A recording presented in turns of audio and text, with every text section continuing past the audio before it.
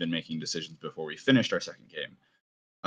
Heading into, though, about that second game, UW versus Arizona, ID is becoming a recurring segment and theme for us. In most impressive, most disappointing. For me personally, I think I just got to give a huge shout out to the Husky defense really quick. 66 yards of total offense for Arizona in the first 3 quarters. Yeah, insane. I think I just have to give that a shout out before we get started. So.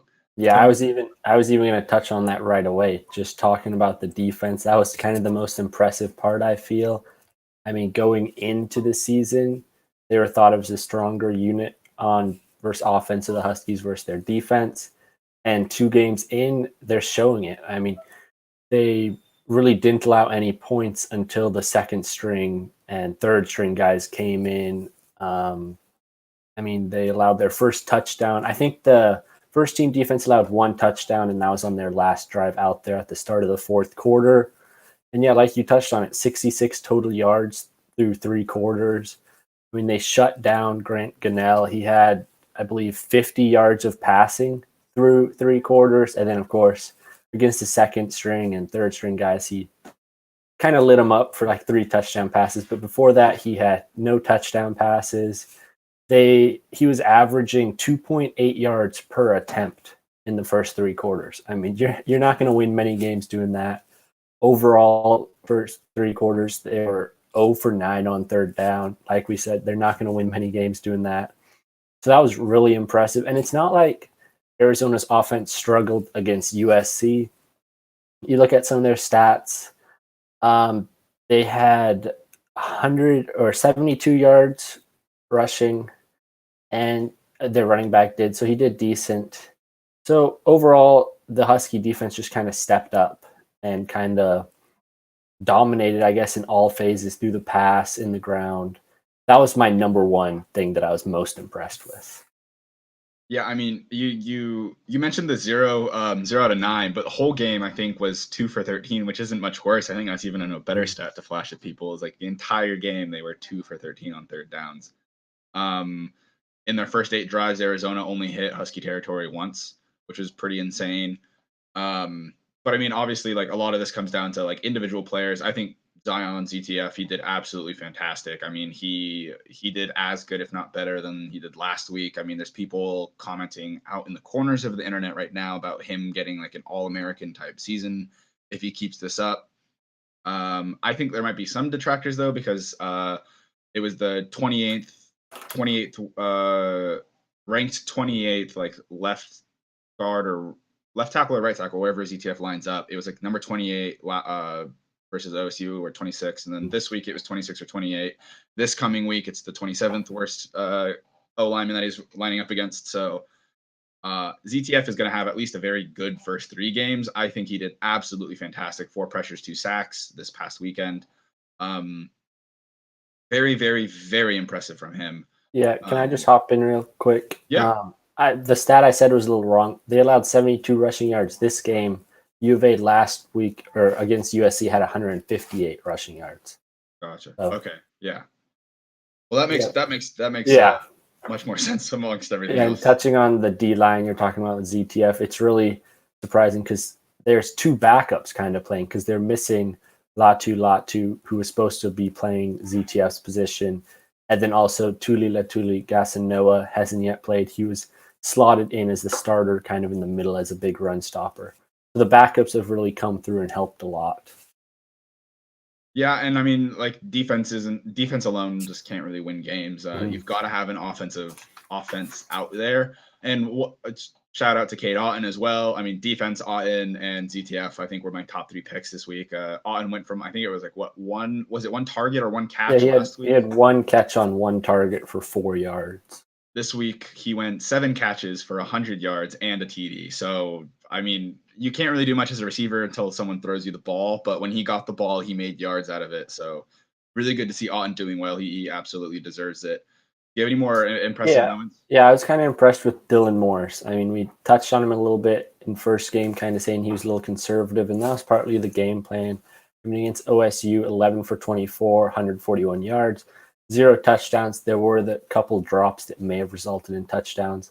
But then against U of A, Arizona, he was 15 for 25, so about the same passing attempts, but he threw for 230 yards, had 2 touchdowns, and that was only in 3 quarters. I mean, he didn't play in the fourth quarter. So I feel the play calling kind of helped him a bit because against OSU, I really can only recall one time him really throwing the ball deep.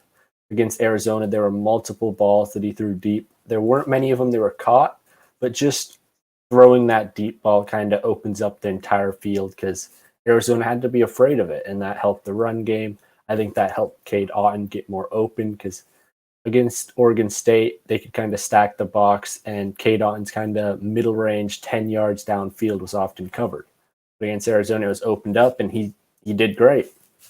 Yeah, but one thing I have to say with Morris was that like he was like half foot, half fence it on my impressive disappointment list, my ID list. His deep ball accuracy is just lacking. It Mm. leaves a lot to be desired. I don't remember which receiver it was, but they had 3 deep targets from Morris with that one receiver. I don't remember who it was. It was Bynum or Jones. It was one of those two. The first one, it was a contested ball. I mean, like probably we should have been able to catch it. Second one caught. Third one just absolutely. I mean, it was 5 yards ahead of him. He gave up on it really early, and so like that inconsistency with the deep balls is going to be a problem as we get further into the season, because if teams start noticing like hey, his deep balls aren't accurate, we don't have to worry about it as much. Like you said, you need the deep ball to open up the field, but if you have a quarterback who throws deep and can't get it on target, there's no reason to worry about it. So Yeah. that's my one tiny disappointment with Morris, but I have another bigger one if you're done with impressives. Yeah, I'm done with impressives. UW backup defense. Are you kidding me? Oh my gosh, 3 TDs in a quarter. Like no, sorry. I gotta give more credit to the starters. It was 3 TDs in less than a full quarter. So many missed tackles in that fourth quarter from the backup and the third stringers, like just missed tackles left and right. I mean, I think for the first 10 completions they made, once our second stringers and third stringers went in there, they were averaging 4 to 5 yards after the catch for every single pass that he was throwing. Um, I mean, like our entire defense is built around letting them throw and catch the ball in front of you, and then tackling them immediately for 0 yards gained, rack them up, 3 and out, get our offense back on the field. But when you're letting them get 5 yards after the catch on every catch, you just keep giving them first downs. You're letting them pad their stats, and like that's exactly what happened.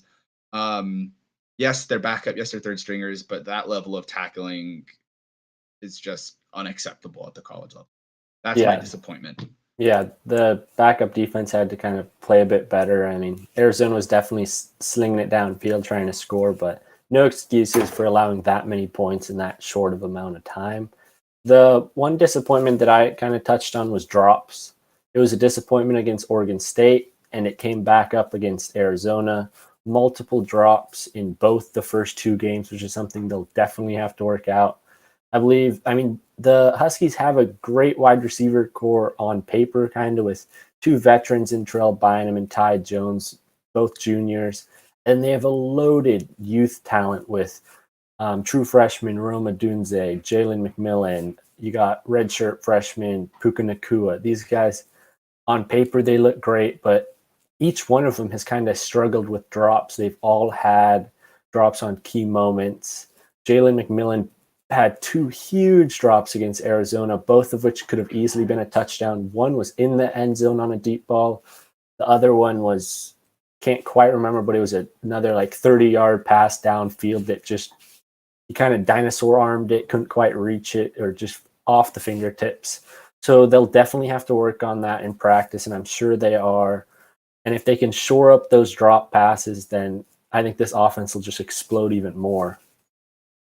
Yeah, absolutely. I think Morris needs some work with accuracy all across the range. Like deep ball is where it's the most evident, but certainly the short passing too. I mean, you remember it was first quarter, first drive, I think for us, Puka Nakua.